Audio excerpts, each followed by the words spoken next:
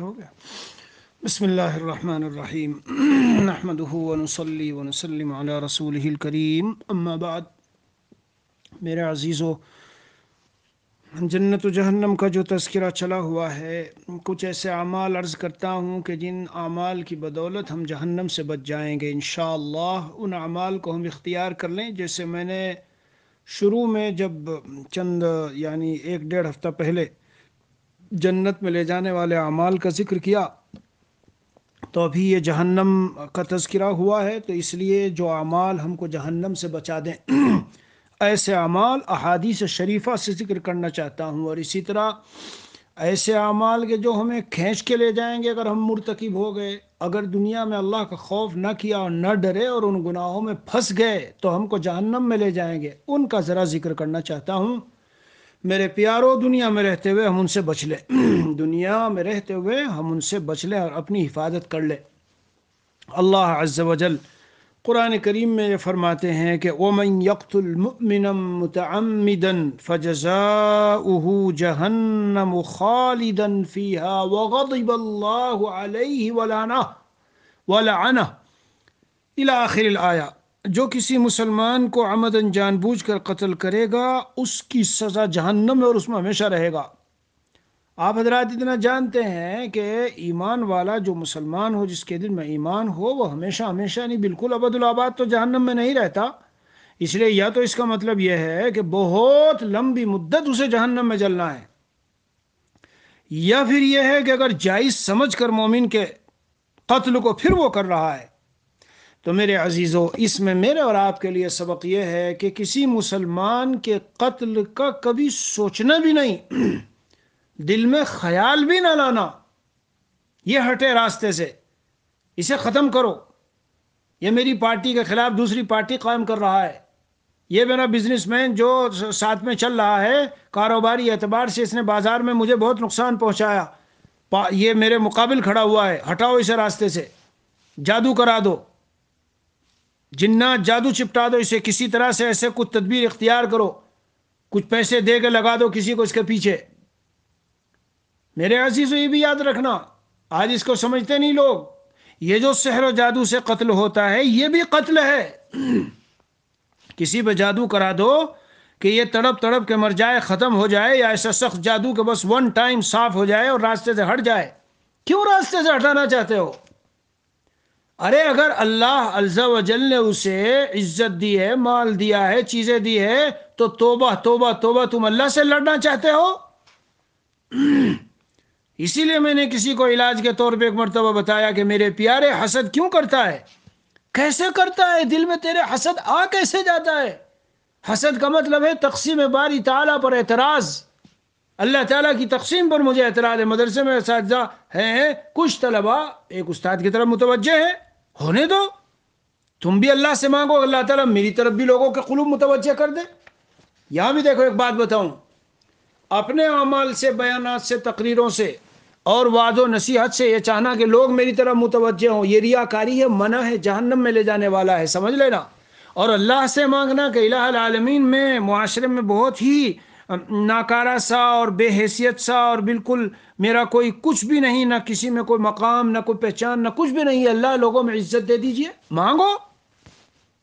حضرت ابراہیم علیہ السلام نے کیا دعا مانگی؟ فَجْعَلْ أَفْئِدَةً مِّنَ النَّاسِ تَهْوِي إِلَيْهِمْ، الہ العالمین میں نے اپنے بچوں کو یہاں بے آب و گیاہ میدان میں، جنگل میں یہاں چھوڑ دیا ہے جی، یہاں نہ پانی ہے، نہ دانا ہے، نہ آدم ہے، نہ آدم زاد، نہ کوئی ہے یہاں، انسان ہے، کوئی نہیں ہے یہاں، تو اے اللہ لوگوں کے قلوب کو متوجہ کر دیجئے۔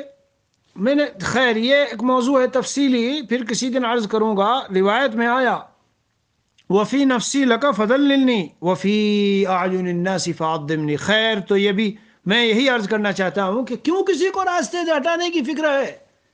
یہ پارٹی بڑھ رہی ہے فلاں، ارے اس کو جو بڑھانے والا ہے وہ بڑھا رہا ہے، اس سے تم درخواست کرو، اپنی وہاں بات رکھو کہ اے اللہ مجھے بھی عزت دے دیجئے، اللہ مجھے بھی لوگوں کی نگاہوں میں ایسا اور ایسا بنا دیجئے۔ تو سن لو، جو کسی کو راستے سے ہٹانے کی اور قتل کرنے کی کوشش کرے گا اور قتل کرے گا، اور یہ بھی یہاں بتا دوں کہ قرآن نے ایک بڑا جامع اصول بتایا، وَتَعَاوَنُوا عَلَى الْبِرِّ وَالتَّقْوَى وتعاونوا علی البر والتقوى ولا تعاونوا علی الاثم والعدوان. آج یہ بیچارے مسلمان چونکہ پڑھا لکھا تو ہے نہیں اکثر دین، تو یہ جانتے نہیں کہ میں جو اس میں دور دور سے کوشش میں لگا ہوں اور قتل کرنے والوں کے ساتھ لگ کر اس سازش کا حصہ بنا ہوا ہوں، میں بھی اسی طرح مجرم ہوں. ذہن میں رکھ لیجئے گا. بہرحال تو جہنم میں لے جانے والے اعمال میں سے ایک عمل کسی مسلمان کا قتل کرنا ہے. بندوق سے کرو، تلوار سے کرو، تیروں سے کرو، اور چاقو سے کرو، اور جادو سے کرو. اور جادو کرنے والے پر ایک بات بتا دوں، میں نے جادو کرنے والے ہی کے سلسلے میں سنا. مجھے حضرت والا کی خانقاہ میں ایک ڈاکٹر صاحب ملے، کہتے تھے کہ ہمارے ہاسپٹل میں ایک ایسی عورت آئی، سنیو غور سے، کہ وہ بالکل آخری مرحلے میں تھی، لیکن مفتی صاحب اس کا سانس چل رہا ہے اور نکلتا ہی نہیں، بدن سے روح جدا ہی نہیں ہوتی، نکلتی نہیں.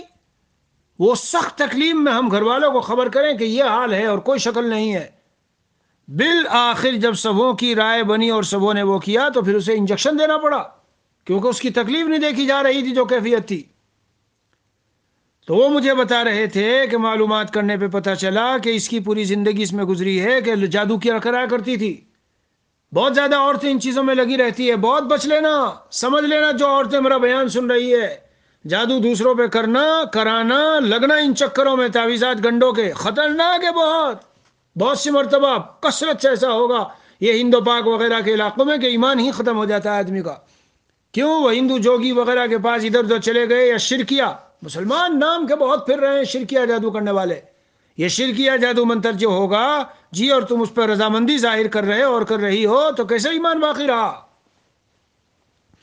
اسی لیے ہمارے حضرت والا رحمۃ اللہ علیہ نے یہاں ایک آیا تھا، تو میں نے حضرت کو جب خبر کی کہ حضرت وہ تو جوگی جگپال سے علاج کرتا ہے، تو تجدید ایمان کروائی تھی بہت ساروں کی، عوام و خواص سب لگ گئے تھے اس میں. روایت میں نبی کریم صلی اللہ تعالی علیہ وسلم کا فرمان ہے، جس کا خلاصہ پیش کرتا ہوں کہ لو تمالا علیہ اہل السماوات والارض، اگر زمین و آسمانوں والے بھی ایک مومن کے قتل پر جمع ہو جائے نا، اتنی خطرناک چیز ہے کسی مسلمان کا قتل کہ اللہ تعالیٰ سب کو ہاتھے بل اٹھا کے جہنم میں ڈال دیں گے. غور کرو، اندازہ لگاؤ. نمبر 2، آج میں نے کیا عرض کیا کہ جنت و جہنم کے ذکر کے بعد جنت میں لے جانے والے بہت سے اعمال تو ذکر ہوئے، لیکن میں کچھ جہنم والے اعمال تاکہ ان سے بچ سکے ہم، وہ کچھ بتا دینا چاہتا ہوں. کفر و شرک اور نفاق، کفر و کافر اور مشرک اور منافق تینوں جہنمی ہیں ابد الآباد کے لیے. اپنے کو چیک کرتے رہو، اپنے ایمان کو ٹٹولتے رہو، اپنے اور اپنے بچوں کے کیا مانگتے ہو روزانہ سورہ فاتحہ میں؟ ہم نے تو پوری زندگی گزر گئی دعا یہ سورہ فاتحہ میں پڑھتے پڑھتے، لیکن کبھی خیال بھی نہیں آیا کہ اس کا معنی مطلب کسی سے سمجھ لیں. کون سی دعا؟ اہدنا الصراط المستقیم صراط الذین انعمت علیہم غیر المغضوب علیہم ولا الضالین. میرے پیارو، اس دعا کا شارٹ لفظوں میں نچوڑ سن لو، خلاصہ، لب لباب، پوری تفصیلات کی سمری اور ڈیٹیل اور اجمال. اے اللہ ہمیں سیدھی راہ کی ہدایت دینا، یعنی علم دین بھی عطا کر دینا اور اس پر عمل بھی. ایسا نہ ہو کہ علم نہ ملے اور ہم عیسائیوں کی طرح بے علم ہو کے گمراہ ہوں، اور ایسا نہ ہو کہ علم مل جائے اور عمل نہ ہو تو غضب ہم پر نازل ہو کر یہودیوں کی طرح مغضوب علیہم کا مصداق نہ ہو جائے. بات ذہن میں آئی یہ تو جب اہدنا میں کہہ رہے ہو ہم کو، تو کم از کم کچھ تو سوچو، کس کو؟ مجھ کو اور میرے سب گھر والوں کو اور تمام اہل تعلق اور پوری امت کے ہر مسلمان کو. بہرحال میں عرض کرنا چاہتا ہوں کہ کفر و شرک و نفاق خاص طور سے روز اپنا چیک کرو، پیمانہ اعلیٰ لے کر. جیسے بخار کسی کو ہو نا تو چیک کرواتے ہیں، آج کتنا ڈگری ہے، آج کتنا ہے، اتنا ذرا دیکھ لو. تو میرے عزیز، یہ بھی اندر کا روح کا ایک بخار ہے، خطرناک قسم کا، زہریلا بہت. اللہ کے احکام پر مجھے اعتماد پایا جا رہا ہے، میرے دل میں یقین پایا جا رہا ہے کہ مرنے کے بعد زندگی ہوگی. اگر میں اللہ کی راہ میں شہید ہو جاؤں تو مجھے یقین ہے کہ موت کے بعد ایک زندگی ہے. جس کے بارے میں اللہ فرماتے ہیں والذین ہاجروا فی سبیل اللہ ثم قتلوا او ماتوا لیرزقنہم اللہ رزقا حسنا. میں نے شہداء کا جو کچھ دیکھا آپ حضرات کو بتاتا چلوں، اتنا اونچا مقام شہید کا مرنے کے بعد ہے کہ انبیاء کے بعد کسی کا بھی مجھے نظر نہیں آیا جتنا میں نے مطالعہ کیا. میرے عزیزو، بس یہی جو باتیں عرض کر چل رہا ہوں دھیان سے سنتے چلو، اور ان کو دل دماغ میں لکھ لو، دل کی تختی پہ لکھ لو. کفر الحمدللہ نہیں ہے، ہم اللہ کے منکر نہیں، اللہ کی صفات کے منکر نہیں. شرک، ان جیسی صفات دوسروں میں ماننے لگ جاویں. بہت فرقے ہیں ان مسلمانوں میں، نام کے مسلمان ہیں لیکن پیروں سے جا کے اولاد مانگتے ہیں. توبہ توبہ. مزاروں پہ جا کے اولاد مانگتے ہیں، ان کو سجدہ کرتے ہیں، ان پر منتیں اور نظریں چڑھاتے ہیں، اور سب کچھ جو اللہ سے ہے ان سے. ایک شخص نے خود سنایا کہ میں توبہ کرنے سے پہلے میری حالت یہ تھی، میں اپنی ماں کو دیکھتا تھا، وہ ہمیں اٹھا کے لے جاتی تھی مزار پر، اور مزار پہ جا کے کہتی تھی یہ دے تو دیے، اب ان کا خیال بھی تو رکھ لو. سمجھے آپ لوگ؟ ان مزار والے سے کہتی تھی کہ آپ نے یہ بچے دے تو دیے ہمیں، اب ان کی کچھ صحت وغیرہ کا بھی تو خیال رکھو. بیمار میں نے گیا کلیر شریف وغیرہ بعض جگہ مقامات پر، تو کہاں کہاں دور دور سے پورا ٹور لے کے آ کے پڑے ہوئے ہیں، وہاں بڑے بڑے بیماروں کو لے کے پڑے ہوئے ہیں، اور کہہ رہے ہیں بابا یہ بیمار ہے اسے شفا دے دو، تو تمہارے در پہ آیا ہے، خالی نہ جانا چاہیے. توبہ توبہ توبہ. ابد الآباد کی جہنم، ہمیشہ کی جہنم. نام مسلمان کا ہے، گوشت کھا رہے ہیں، پی رہے ہیں، عید بقرعید ہو رہی ہے، اس سے مسلمان نہیں ہوتا آدمی. سمجھو کہ مسلمان ہو گئے. ایسے ناموں کے نام والے تو سارے کفار و مشرکین مکہ نام والے یہی نام سب کے وہی تھے، اور آ بھی جاتے تھے، مسجد میں بھی آ جاتے تھے، مجلس میں بھی آ جاتے تھے. بہت سے منافق ایسے تھے. اس لیے میرے عزیزو شرک سے اپنے کو چیک کرو. ہاں، کرنے والی ذات صرف اللہ کی. یہ تو پورا ایک باب ہے، پوری ایک تفصیل ہے کہ میں ایمان اور شرک پر بیان کرنے لگ جاؤں، لیکن مختصر بتا رہا ہوں. اللہ کی ذات و صفات میں کسی شخص کو بھی اس جیسا نہ سمجھو. شرک فی النبوت بھی خطرناک ہے. اور اسی طرح نفاق، جس کے بارے میں روایتوں میں ہے کہ میری امت میں بہت ہوگا، کہ سب کچھ چل رہا ہوگا، پھر رہا ہوگا، نماز بھی ہوگی، یہ بھی ہوگا، لیکن پتہ نہیں کتنے احکام پر پورا صحیح طریقے سے عقیدہ نہیں ہے. عقیدہ ایسی زبردست چیز کو کہتے ہیں کہ اس پہ بلا تردد قسم کھائی جا سکے، اور کیسا ہی کوئی شک میں ڈالنے والا ہو تو شک میں بھی نہ مبتلا ہو سکے. ہمارے بزرگوں نے لکھا اگر کسی کو یہ خیال ہو لاؤ ذرا عیسائیت کا مطالعہ تو کروں، لاؤ ذرا یہودیت کو مطالعہ تو کر کے دیکھوں، ایسا تو نہیں کہ وہ ٹھیک ہو. تم مطالعہ چھوڑو، اگر کسی دن یہ سوال دل میں آ گیا اسی دن یہ آدمی دائرہ ایمان سے خارج ہو گیا. چلو آگے بڑھو. تو کفر و شرک و نفاق سے بچائیے تو سمجھو جہنم سے حفاظت ہوگی. دخلت امرأۃ النار بحرۃ ربطتھا. کبھی کسی دن میں نے کسی عنوان سے بات بتائی ہے، لیکن یہاں جہنمی کی اس سے مناسبت سے بتانا جا رہا ہوں، تو اس کو سنو میرے بھائی، اور پھر بچو ان باتوں سے. ایک عورت اچھی نیک، لیکن صرف اس وجہ سے جہنم میں داخل ہوئی ہے کہ بلی کو باندھا، چارہ نہ دیا اسے اور دانہ پانی نہیں دیا کہ وہ کھاتی پیتی، اور نہ چھوڑا اسے کہ جا کے وہ اپنی غذا خود ڈھونڈتی اور کھاتی. تو اللہ تعالی حیوانات پر بھی اس طرح ظلم کے بدلے میں جہنم میں لے جائیں گے.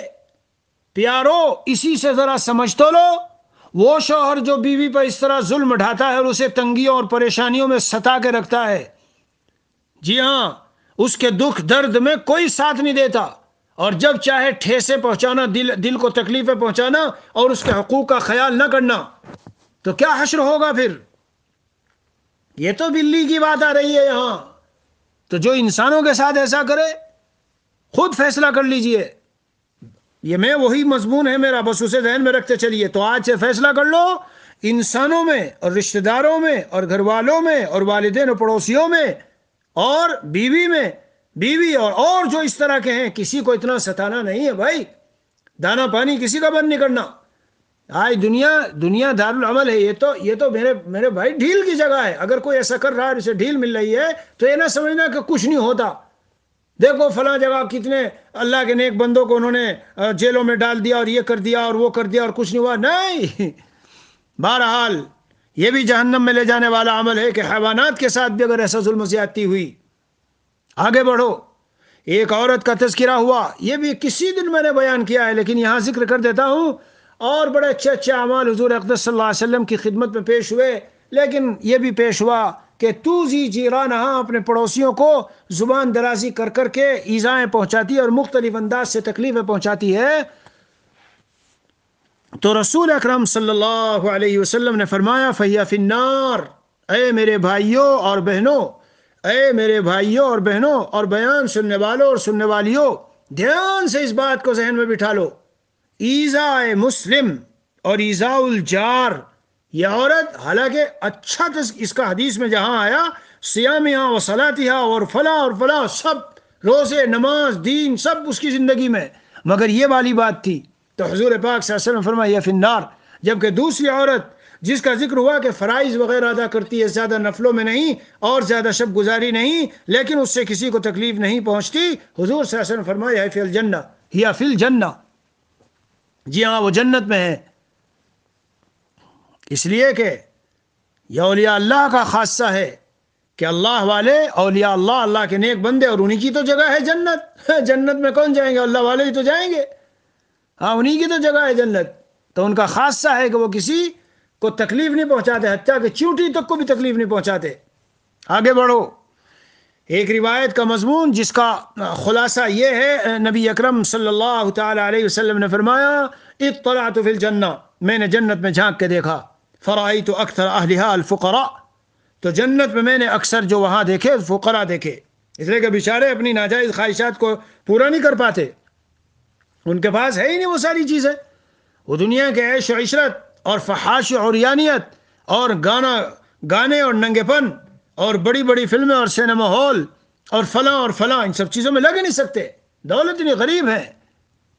فقراء اکثر میں نے وہ دیکھے، اور واطلعت فی النار، اور میں جہنم میں جھانک کے جو دیکھا، فرأیت اکثر اہلہا الاغنیاء والنساء، تو میں نے جہنمی اکثر مالدار دیکھے اور عورتیں دیکھی۔ اللہ اللہ، اے مالدارو، دولت مندو، جن کو اللہ تعالیٰ نے دولتیں دی ہے، اس دولت کو تم ذریعہ بھی بنا سکتے ہو جنت تک جانے کا، اور اس دولت کو ذریعہ بھی بنا سکتے ہو جہنم میں لے جانے کا، مگر چونکہ اکثریت جب مال کے نشے میں ہوتی ہے تو یہ نشہ چھا جاتا ہے۔ ان فتنۃ امتی المال، میری امت کا فتنہ مال ہے۔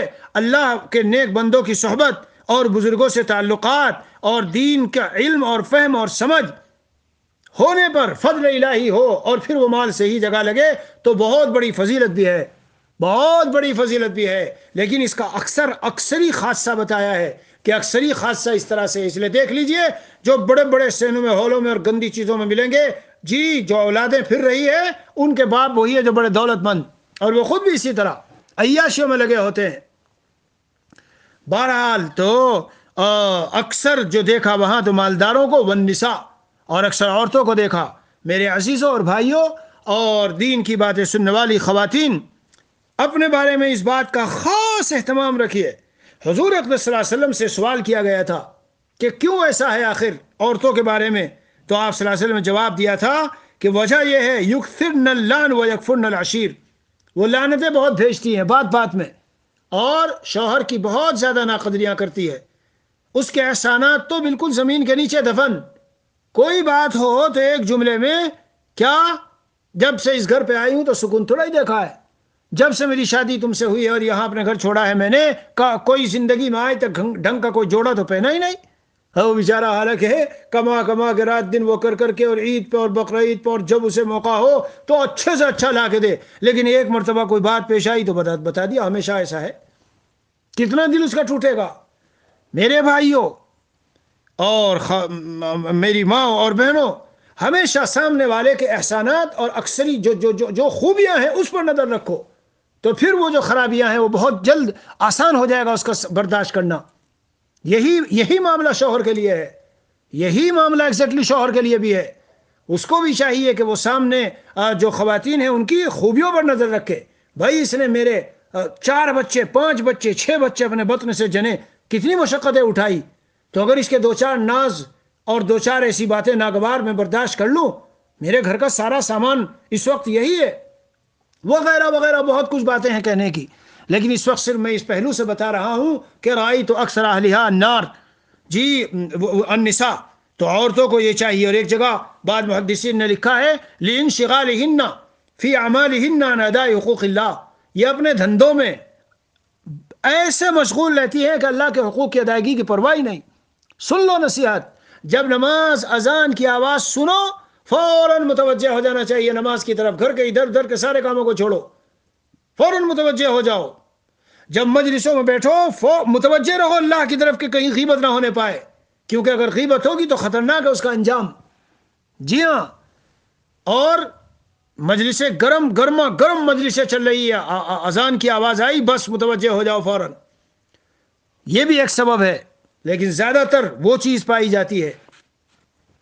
اور آگے بڑھیے، روایت میں آیا ان الرجل لا يتكلم بالکلمہ. خلاصہ پیش کرتا ہوں، وقت کم ہے، کہ بعد آدمی ایسے جملے بول بیٹھتے ہیں اللہ کو اتنے ناپسند ہوتے ہیں کہ جہنم کے 9 نیچے گڈھے میں آدمی گرتا چلا جاتا ہے اور اسے خیال بھی نہیں ہوتا. انتہائی ناراضگی کا جملہ. لہذا ہے میرے بھائیو سامعین و سامعات، کیا سبق ملا اس سے؟ جہنم سے بچنا چاہتے اور چاہتی ہو تو کیا کرنا ہے؟ یہ کرنا ہے کہ سوچ سمجھ کے زبان کھولنی ہے، سوچ سمجھ کے بولنا ہے. اتنا تکلیف دہ جملہ اور اتنا عیب دار اور خراب جملہ اور دوسرے کی بے عزتی کرنے والا جملہ کبھی زبان سے نکلتا ہے کہ اس کی دل چر گیا اور اللہ کو انتہائی ناپسند آ گیا، انتہائی ناپسند، وہ جہنم میں لے گیا. میرا عنوان موضوع یہ ہے. تو اس لیے اس جہنم میں لے جانے والے، جی اس سے بچو، اپنی حفاظت کرو، سوچ سمجھ کے جملے بولو. اور اس کا طریقہ یہی ہے. ہمارے مسیح الامت رحمت اللہ علیہ نے بتایا ہے. کیا بتایا؟ کہ پہلے سوچو پھر بولو، پہلے سوچو پھر بولو. حضرت معاذ رضی اللہ عنہ کو نبی اکرم صلی اللہ تعالی علیہ وسلم نے ایک حدیث شریف میں یہی بات تو فرمائی تھی زبان کے معاملے میں. جی حضور علیہ الصلوۃ والسلام سے ایک صحابی نے پوچھا ان اخوف ما تخاف علیہ، کس چیز سے آپ زیادہ ڈرتے ہیں؟ فرمایا زبان. زبان. بہت کمی ہے آج ہم لوگوں میں، اس میں بہت زیادہ کمی ہے. بولتے ہوئے بالکل سوچتے نہیں کیا زبان سے نکلا جا رہا ہے. وَهَلْ يَكُبَّ النَّاسِ على مناخرهم او قال على وجوههم لا حصائد ألسنتهم او كما قال رسول اللہ صلی اللہ علیہ وسلم. اس کا خلاصہ یہ ہے کہ انسانوں کو جہنم میں ان کے منہوں اور نتنوں کے بل جو چیز گھسیٹ کر ڈالے گی وہ ان کی زبانوں کی کاٹی ہوئی کھیتیاں ہیں. جوان لڑکے کام کیا شام تک اور رات کو بیٹھ گئے ٹی وی کھول کے اور پھر گپے شپے اور 2 گھنٹے بیٹھے ہیں. ایک گناہ نظر کا ہو رہا ہے ٹی وی، اور پھر اپنی جو مجلسوں میں باتیں ہو رہی اس پر تبصرہ، اس پر تبصرہ، اس کے بارے میں یہ بات، اس کے بارے میں یہ بات. یہ کیا ہے؟ جہنم میں لے جانے والی حصائد الالسنہ. اور بڑھو آگے. قال رسول اللہ صلی اللہ علیہ وسلم اشد الناس عذابا یوم القیامت المصورون. قیامت کے دن سخت ترین عذاب والے لوگ کون ہوں گے؟ تصویریں کھینچنے والے. اب کچھ رہ ہی نہیں گیا. جس کو جی چاہے اچھے دیندار، اچھے خاصے دیندار یوں دیکھ کر فلاں بزرگ بھی آ گئے، فلاں بزرگ بھی آ گئے. ارے جو بھی آ گیا ہو نہ آیا ہو، لیکن یہ بات سن لو کہ شریعت کا مدار قرآن و سنت اور فقہ و فتاوی ہے. شریعت کا مدار کسی کا عمل نہیں ہے.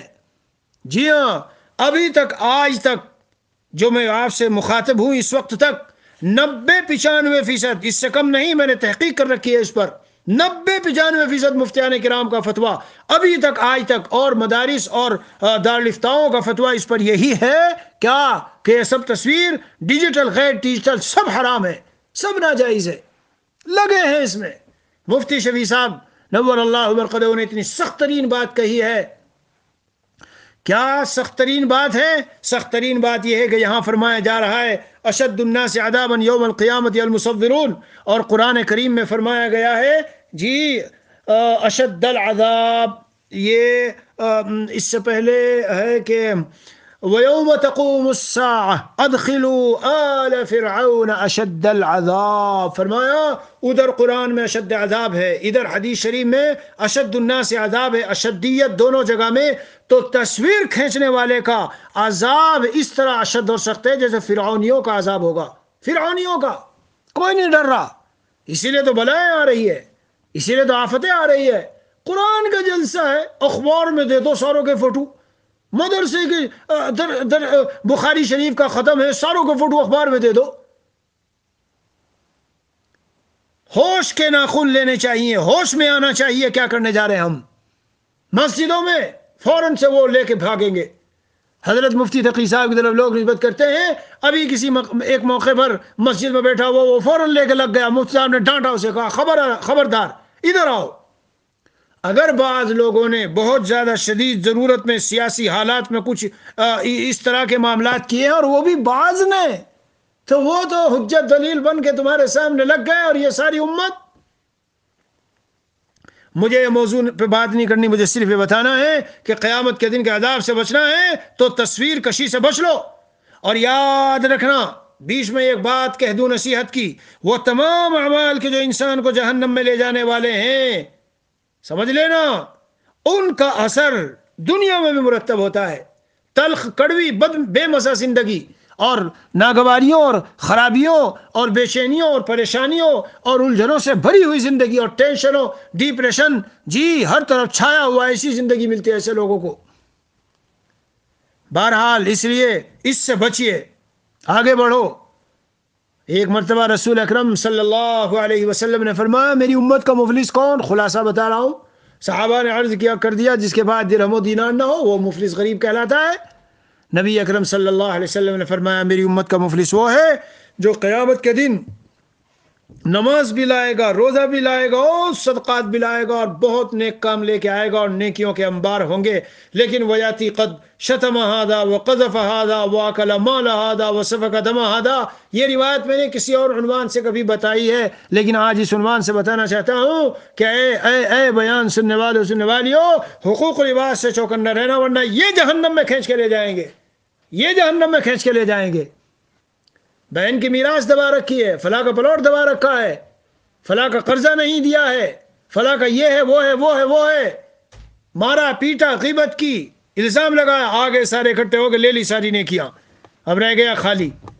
اب اللہ تعالیٰ کہیں گے ابھی تک جن کے حقوق باقی ان کے گناہوں کے گٹھے ڈالو اس کے سر پر، اور ثم القی فی النار، اور فطرح فی النار، جہنم میں پھینک دیا جائے گا اس کو اٹھا کے۔ میرے عزیز و پیارو یہی میرا مضمون ہے، جہنم میں لے جانے والے اعمال سے ڈرو بچو، ڈرو اور بچو، یہ سب جہنم میں لے جانے والے ہیں۔ اسی لیے لوگ سمجھتے ہیں، ایک شخص کو میں نے بتایا دیندار ہے، دیندار کا مطلب تو سمجھ لے دیندار ہوتا کون ہے؟ بس نماز پڑھ لی، کچھ تلاوت تسبیحات گھما لی تو دیندار بن گئے؟ انشاءاللہ وہ مضمون میں بھیجوں گا ایک شخص کے سوال کے جواب میں، جی ہاں کہ دیندار کا مطلب کیا ہے، دیندار ہوتا کون ہے؟ تو میرے بھائی حقوق و لباس سے بچ کے رہنا، ورنہ جہنم میں کھینچ کے لے جائے گا۔ آگے بڑھو جی۔ روایت میں آیا ہے کہ ریاکاری، دکھلاوا، یہ بھی انسان کو جہنم میں لے جانے والا ہے۔ ریاکاری اور دکھلاوا مطلب اعمال کیے، وجود عمل ہوا لیکن اخلاص کا فقدان تھا۔ وجود عمل ہوا، وجود عمل تھا مگر اخلاص نہیں تھا، جہنم میں جائے گا۔ غالباً یہ روایت میں نے کل پرسوں کسی دن بیان کی ہے۔